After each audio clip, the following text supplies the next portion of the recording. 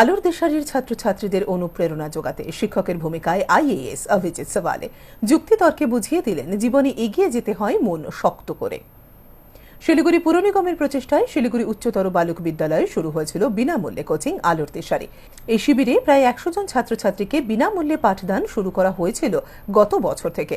এবছরও অব্যাহত সেই প্রক্রিয়া। শুক্রবার সন্ধ্যায় এক বিশেষ ক্লাসের মধ্য দিয়ে ছাত্রছাত্রীদের মনোবল বাড়াতে শিক্ষকের ভূমিকায় শিলিগুড়ি জলপাইগুড়ি উন্নয়ন পর্ষদের সিইও অভিজিৎ সওয়ালে গল্প কথায় সকল ছাত্রছাত্রীদের মনোবল বাড়িয়ে দেন তিনি। খুব ভালো লেগেছে।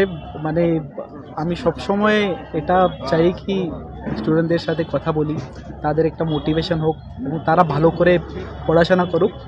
তার জন্য যাই লাগবে আমি সবসময় প্রস্তুত থাকি এবং আজকে বাচ্চাদের সাথে কথা বলে ওদের একটা মোটিভেশন দিয়ে খুব ভালো লেগেছে। অন্যদিকে আলোর দিশারির মূল কাণ্ডারি মহানাগরিক গৌতম দেব জানান, দেখো এটা আমাদের সবার ড্রিম প্রজেক্ট। সব মানুষের মধ্যেই কিন্তু